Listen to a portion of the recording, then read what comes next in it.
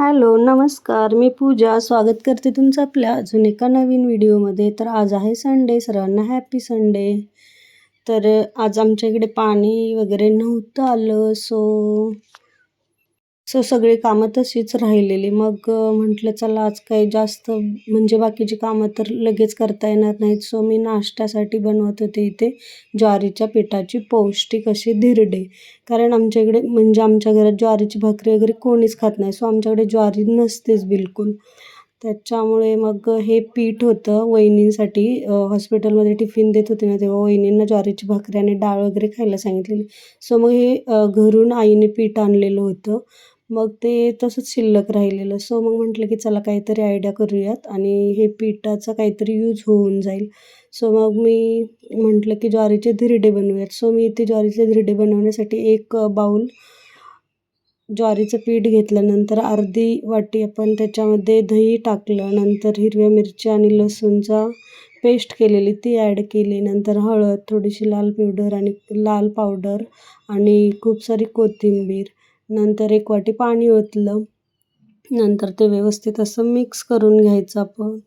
आणि मिक्स करून घेतल्यानंतर आपल्याला समजतंच कन्सिस्टन्सी कशी आहे. मग एक वाटी आपण जर ज्वारीचं पीठ घेतलं असेल तर त्याच्यासाठी बरोबर 2 वाटी आपल्याला पाणी लागतं. सो मी आधीच 1 वाटी पाणी ओतलेलं तुम्ही पाहिलं आणि ही अशीच कन्सिस्टन्सी आहे. सो मी अजून थोडं पाणी ॲड केलं. मग नंतर पुन्हा ते व्यवस्थित मिक्स करून घ्यायचं. पुन्हा आपल्याला त्या पाण्याची अजून गरज लागते. मग आपण अजून त्याच्यामध्ये ते राहिलेलं पाणी ॲड करायचं. बरोबर 2 वाट्या एका पिठाच्या वाटीसाठी पाणी लागतं. सो मग 2 वाट्या पाणी ॲड करून घ्यायचं. मग नंतर व्यवस्थित ते पीठ मिक्स करून घ्यायचं. म्हणजे जेणेकरून त्या पिठामध्ये जर ज्वारीचं पिठामध्ये गुठळ्या वगैरे झाल्या असतील तर त्याही निघून जातील. अशा प्रकारे ते व्यवस्थित मिक्स करून घ्यायचं. आणि तुमच्याकडे जर दही वगैरे नसेल तर त्याच्यामध्ये तुम्ही लिंबाचा रस टाकला तरीही चालेल. जेणेकरून थोडंसं आंबट होईल आणि छानपैकी धिरडे बनवून घ्यायचे. आणि जर तुम्हाला याचे डोसे पण बनवायचे असतील तर थोडंसं याच्यामध्ये कॉर्नफ्लॉवर किंवा मग तांदळाचं पीठ ॲड करायचं आणि थोडासा रवा टाकायचा. जेणेकरून खूप अशी क्रिस्पी आणि जाळीदार आपले ज्वारीच्या पिठाचे डोसे तयार होतात. मी धिरडेही केले आणि डोसेही बनवलेले. खूप छान होत आहेत डोसेही आणि ज्वारीच्या पिठाचे धिरडेही. आणि एक म्हणजे की पौष्टिक. माझ्या मिस्टरांना खायला जेव्हा दिले तेव्हा त्यांना तर समजलंच नाही की कशाचं आहे ते. मग नंतर सांगितलं की ज्वारीच्या पिठाच्या. हो, मग जरा आश्चर्यचकित झालेले आणि खाल्लं. मग खूप छान लागत होतं. मग नंतर हे पीठ आपलं रेडी झालेलं आहे आणि पीठ रेडी झाल्यानंतर त्याच्यावरती एक झाकण ठेवून द्यायचं आणि ते पीठ 10 ते 15 मिनिटासाठी रेस्टला ठेवून द्यायचं. कारण आपण त्याच्यामध्ये ॲड केलेलं होतं दही.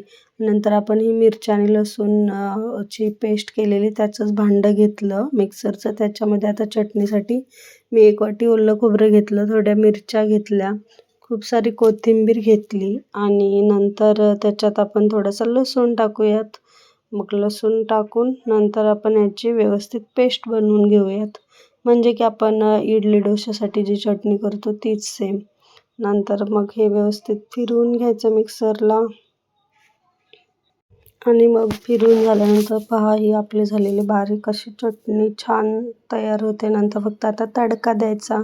मग एक छोटासा टोप घेतला, त्याच्यामध्ये तेल टाकलेलं. ते तेलही व्यवस्थित गरम झालं आणि तेल गरम झाल्यानंतर त्याच्यामध्ये टाकायची मोहरीची फोडणी द्यायची. आणि जर तुमच्याकडे कढीपत्ता असेल तर कढीपत्ताही टाकायचा. माझ्याकडे नव्हता म्हणजे घरात आमच्या अपार्टमेंटच्या खाली झाड आहे, पण आता आणायला कोणाला वेळ नव्हता सो मी नाही टाकलं. मग फक्त मोहरीची फोडणी दिली, व्यवस्थित मोहरी तडतडू दिली आणि त्याच्यामध्ये आपण जे आत्ता खोबऱ्याची पेस्ट केलेली मिरची वगैरे टाकून ती ॲड केली. थोडंसं आपल्याला जशी कन्सिस्टन्सी हवी त्यानुसार थोडंसं पाणी ॲड करायचं त्याच्यामध्ये. मग मी पाणी वगैरे थोडंसं ॲड केलं. मग आपली रेडी झाली खोबऱ्याची आणि हिरव्या मिरचीची चटणी धिरड्यासोबत खायला.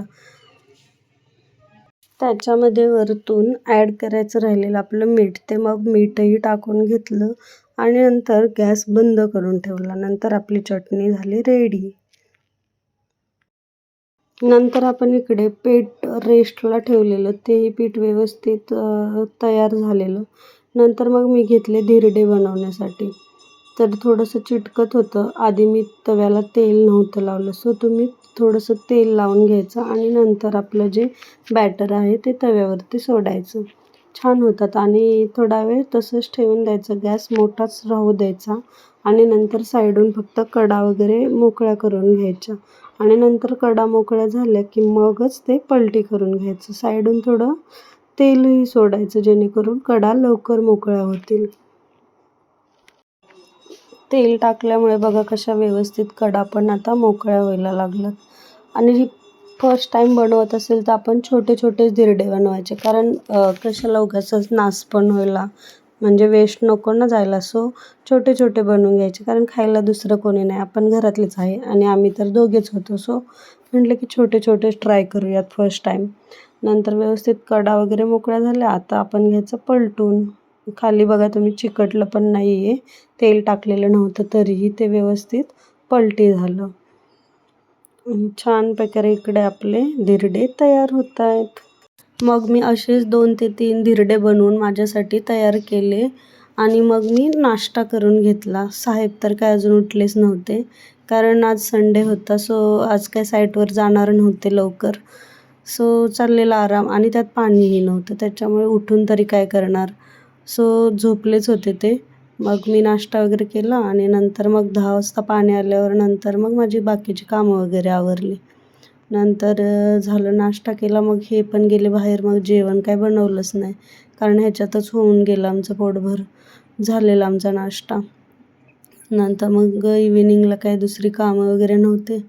मग ह्यांचे प्रेसचे कपडे होते थोडे, ते 2-3 शर्टला इस्त्री केली आणि बाकीचे ठेवले बॅगमध्ये भरून ते बाहेर द्यायला, कारण ते कडक आहेत व्हाईट शर्ट. ते काय मला घरी व्यवस्थित इस्त्री होत नाही त्याची.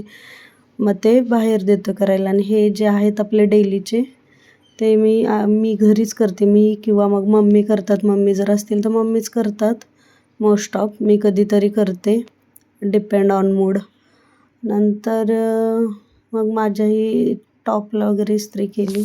कपड्यांना तर इस्त्री वगैरे करून झाली आणि आता काय करायचं, हे तर काय घरी आलेच नव्हते. आणि आज तर संडे असल्यामुळे आमच्या इकडे तुम्हाला तर माहीतच आहे फलटणचा असतो बाजार. मग आज मला जायचं होतं भाजीला, पण माझी गाडी घरी नव्हती. सो मला भाजीला काही जाता आलं नाही. मग मी ह्यांना कॉल केला तर बोलले येतो अर्ध्या तासात.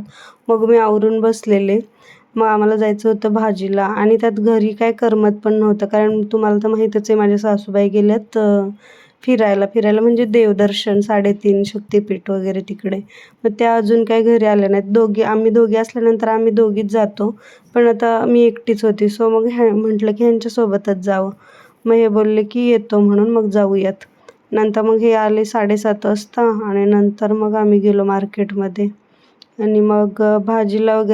आणि आपले व्हिडिओ आवडत असतील तर प्लीज व्हिडिओला लाईक करा, शेअर करा, कमेंट करा आणि सबस्क्राईब करा. भेटूयात आपण एका आपल्या अजून नवीन व्हिडिओमध्ये. तोपर्यंत बाय बाय.